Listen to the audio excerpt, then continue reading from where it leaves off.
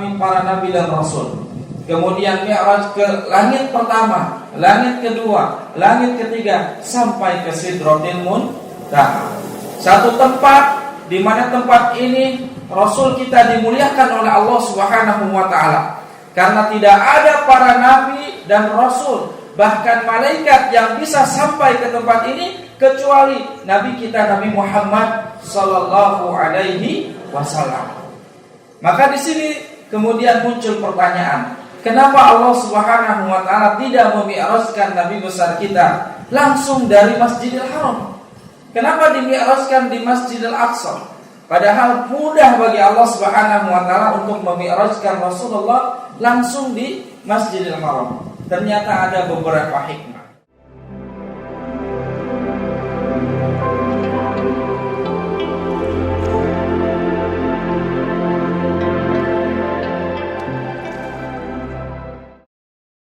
حيث أسري بالنبي محمد صلى الله عليه وسلم من المسجد الحرام في مكة إلى المسجد الأقصى في مدينة القدس في ليلة واحدة بروحه وجسده صلى الله عليه وسلم، ومن ثم صلاة النبي إماما بجميع الأنبياء في المسجد الأقصى، وهذا على خلاف بين أهل العلم أيها الكرام.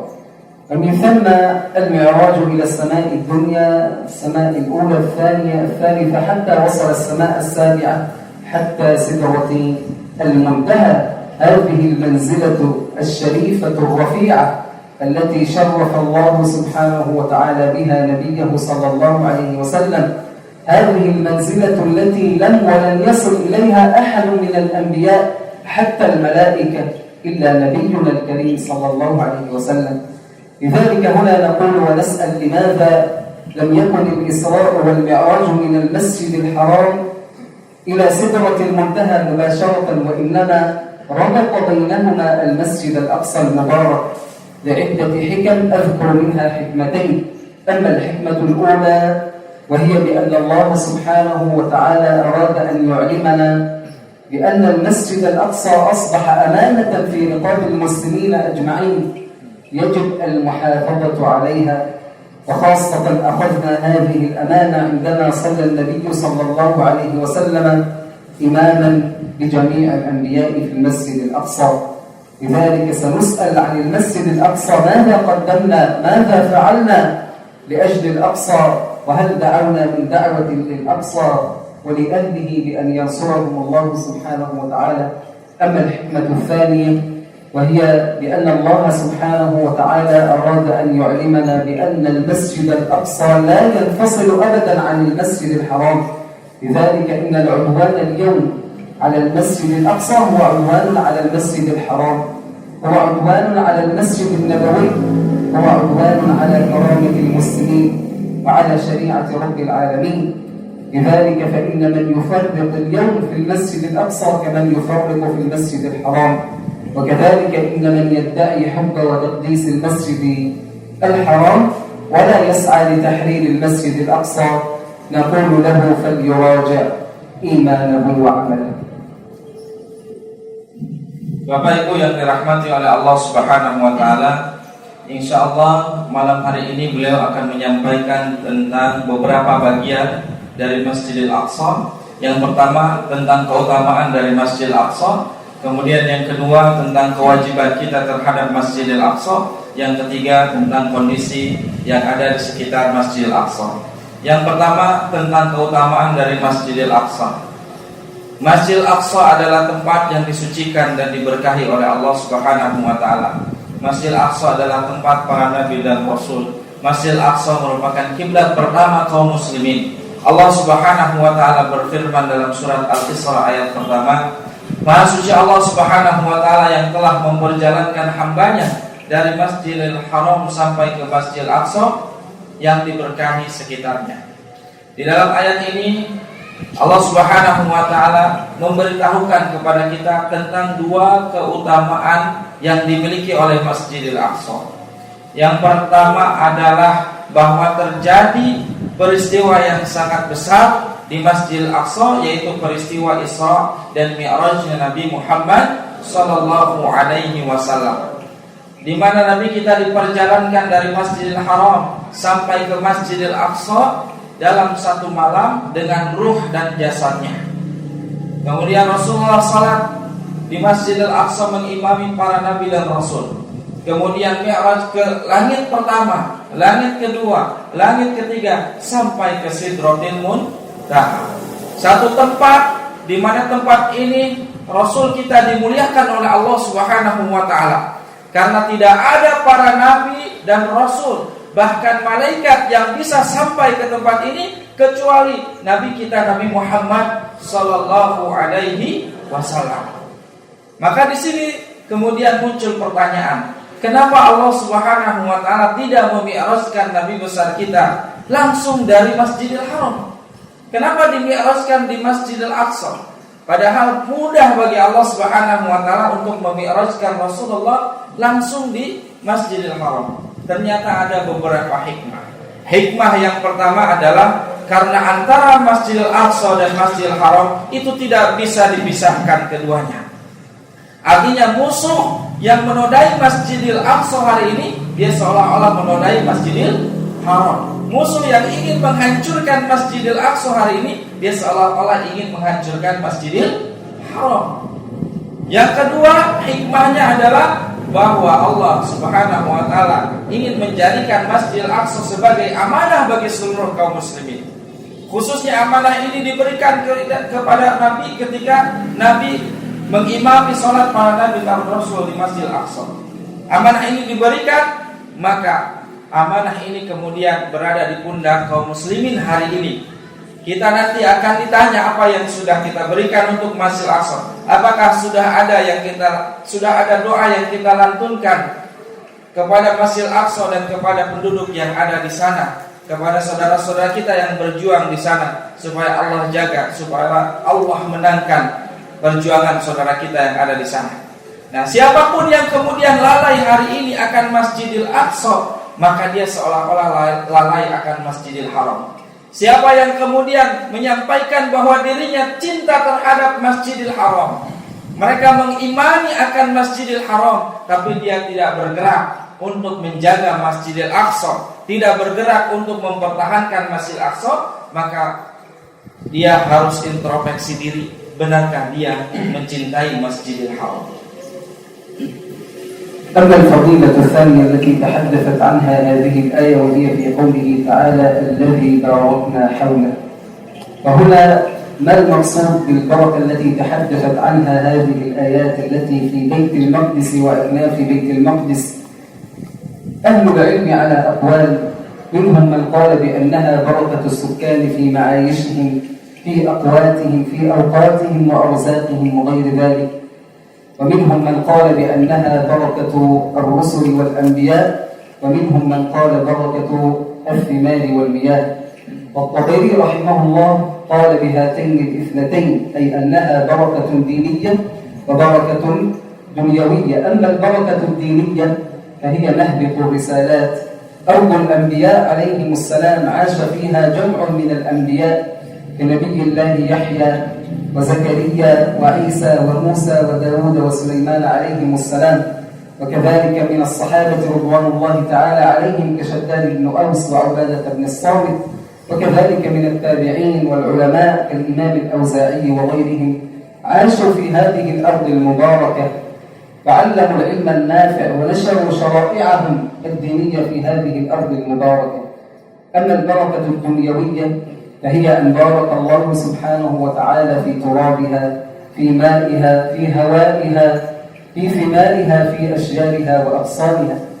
وأيضا هذه البركة هي بركة إلهية ربانية مستقرة في هذه الأرض إلى قيام الساعة، ولم ينجح الأعداء في تفريعها منها مهما بذلوا من جهود. وأيضا ليس هذا فقط، بل بارك الله سبحانه وتعالى حول المسجد الأقصى الذي باركنا حوله.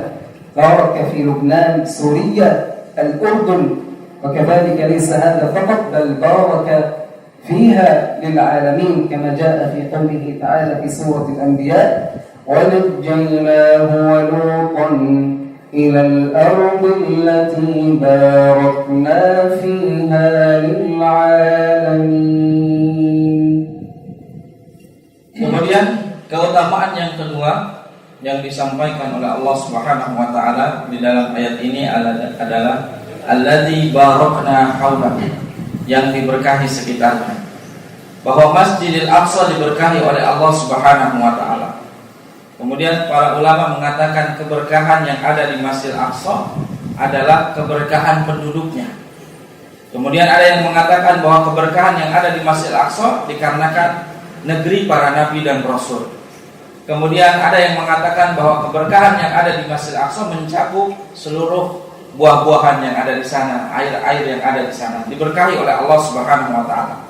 Lalu kemudian Imam At-Tabari menyampaikan bahwa keberkahan yang ada di Masjidil Aqsa itu terbagi menjadi dua. Yang pertama keberkahan diniyah, keberkahan agama. Yang kedua keberkahan dunyawiyah, keberkahan duniawi.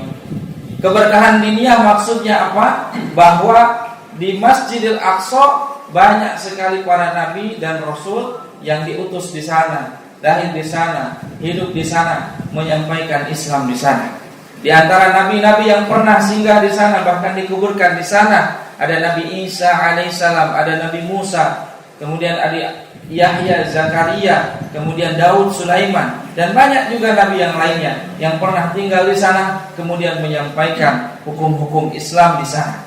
Kemudian juga ada sahabat yang pernah tinggal di sana, seperti Shaddad bin Aus, kemudian Ubadah bin Samit. Kemudian juga ada para ulama di zaman tabi'in yang lahir di sana, yang kemudian menyampaikan ilmu yang bermanfaat di sana, seperti Imam Al-Auza'i, kemudian Imam Syafi'i rahimahullah. Mereka datang ke sana, tinggal di sana, bahkan ada yang kemudian dikuburkan di sana, menyampaikan syariat Islam di sana. Ini yang disebut dengan keberkahan diniyah.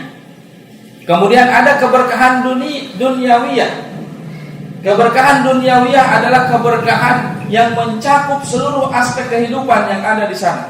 Berkah rezekinya, berkah airnya, berkah buah-buahannya, berkah makanan minumannya, berkah udaranya, berkah seluruh yang ada di sekitar Masjidil Aqsa.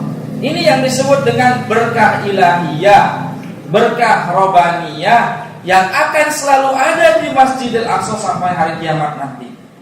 Walaupun musuh Islam ingin merebutnya, tapi insya Allah tidak akan pernah terjadi, walaupun mereka kemudian mengerahkan seluruh tenaga mereka untuk menghancurkan Masjidil Aqsa. Kemudian keberkahan itu juga ternyata bukan hanya dimiliki oleh Masjidil Aqsa dan yang ada di Palestina saja, tetapi dia memancar ke seluruh negara yang ada di sekitar Masjidil Aqsa, yaitu Lebanon, kemudian Suriah, kemudian Yordania. Mereka negara-negara yang mendapatkan keberkahan dari adanya Masjidil Aqsa. Bahkan di dalam firman Allah Subhanahu wa taala yang lainnya disebutkan keberkahan Masjidil Aqsa itu kemudian memancar ke seluruh dunia. Wa najjaynahu wa lutan ilal ardi allati barakna fiha lil alamin. Bahwasanya Nabi Ibrahim alaihissalam dan Nabi Lut diselamatkan oleh Allah Subhanahu wa taala, hijrah dari Irak ke Palestina, negara yang diberkahi oleh Allah Subhanahu wa taala lil alamin, bagi seluruh dunia. Artinya insya Allah keberkahan Masjidil Aqsa sampai ke Indonesia dan insya Allah sampai ke Mushola Ar-Rasyid. أما بالنسبة إلى العنصر الثاني وهو ما واجبنا نحن المسلمين أجمعين تجاه المسجد الأقصى. أولا نحن إذا وجدنا أن المسجد الأقصى في أيدي المسلمين كما كان على عهد أمير المؤمنين عمر بن الخطاب رضي الله تعالى عنه، وكما كان على عهد القائد الكردي صلاح الدين الأيوبي، نعلم هنا بأن إيمانهم بالله سبحانه وتعالى كان قويا، كان صلبا متجذرا في قلوبهم أيها الكرام. لذلك كان الأقصى بين أيديهم، ولكن للأسف إذا وجدنا اليوم أن المسجد الأقصى في أيدي غير المسلمين، وها هو الآن حزين وأسير في أيدي هؤلاء اليهود عليهم من الله ما يستحقون، علينا أن نعلم بأن إيمان المسلمين ضعيف، يحتاج منا أن نقوي إيماننا، أن نجدد إيماننا بالله سبحانه وتعالى. الله سبحانه وتعالى يقول في كتابه: يا أيها الذين آمنوا بالله ورسوله والكتاب الذي نزل على رسوله. فكيف يقول الله للمؤمنين هنا آمنوا، وإنما المقصود بكلمة آمنوا هنا أي جددوا، أي قووا إيمانكم بالله سبحانه وتعالى. وكيف نجدده؟ نجدده بالأخذ بكتاب الله وسنة نبيه صلى الله عليه وسلم. فإن فعلنا ذلك يرجع الأقصى للمسلمين محررا بإذنه تعالى. Kemudian kita masuk ke bagian yang kedua tentang kewajiban kita terhadap Masjidil Aqsa. Bapak Ibu yang dirahmati oleh Allah Subhanahu wa taala, kita tahu bahwa Masjidil Aqsa adalah sumber kekuatan bagi kaum muslimin. Ya. Sumber keimanan bagi seluruh kaum muslimin. Ketika Masjidil Aqsa digenggam oleh kaum muslimin, maka kita lihat bagaimana keimanan kaum muslimin begitu kuatnya menancap di dalam dada dan hati mereka. Ketika Masjidil Aqsa berada genggaman Umar bin Khattab, ketika Masjidil Aqsa berada dalam genggaman Panglima Kurdi Salahuddin Al-Ayyubi, kita tahu bahwa keimanan kaum muslimin ketika itu sangat kuat sekali, bersatu padu. Tapi ketika Masjidil Aqsa kemudian menjadi tawanan musuh-musuh Allah, menjadi tawanan seperti hari ini oleh orang Yahudi laknatullah, maka kita ketahui bahwa keimanan kita hari ini sedang lemah. Kita sedang bercerai-berai, tidak bersatu. Maka yang harus kita lakukan pertama kali adalah kita harus memperbaharui keimanan kita. Kita harus kembali kuatkan keimanan kita. Allah Subhanahu wa taala berfirman, "Ya ayyuhalladzina amanu aminu billahi wa rasulih." Hai orang-orang yang beriman, berimanlah kepada Allah dan Rasulnya. Di sini disuruh orang yang beriman, tetapi disuruh beriman kembali. Artinya adalah perbaharui keimananmu, kuatkan kembali keimananmu. Dengan cara apa? Dengan cara kita ambil Al-Quran dan Sunnah Nabi Muhammad Sallallahu Alaihi Wasallam, kita pelajari, kita tadaburi, dan kita amalkan apa yang ada di dalam Al-Quran dan Sunnah. Insya Allah dengan ini keimanan kita akan kembali, kita akan kembali bersatu padu, dan insya Allah Masjidil Aqsa akan terbebas di tangan kita semua. وكذلك من واجبنا أيها الكرام وهو أن ندعم الأقصى وأهله سواء كان هذا الدعم ماديا أو معنويا.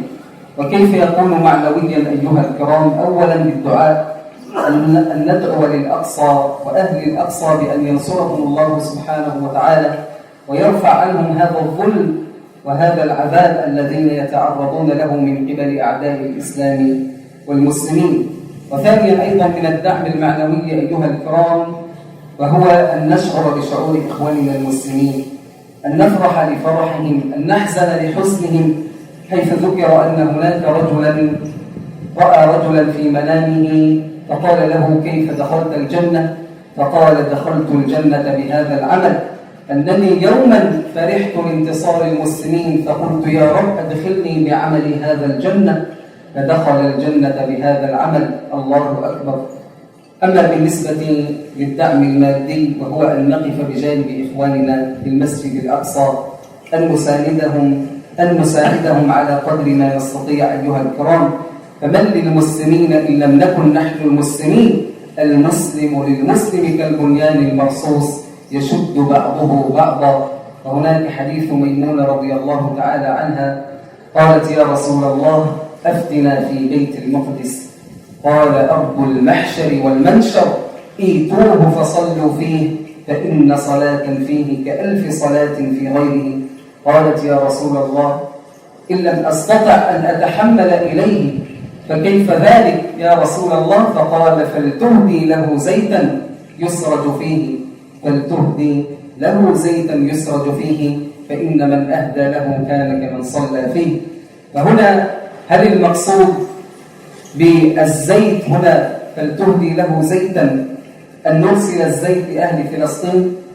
لا، ليس المقصود.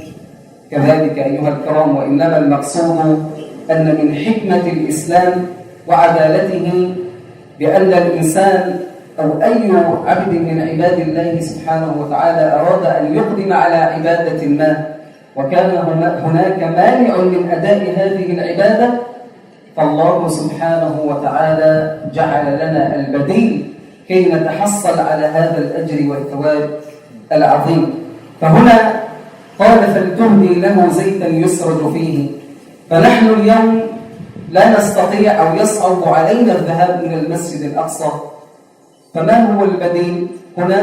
إهداء الزيت. وهل المقصود هنا أن نرسل الزيت؟ لا، وإنما أن نقف بجانب إخواننا وأن نساندهم وأن نساعدهم حتى نتحصل على البديل، وهو فإن من أهدى له كان كمن صلى وكمن أتى.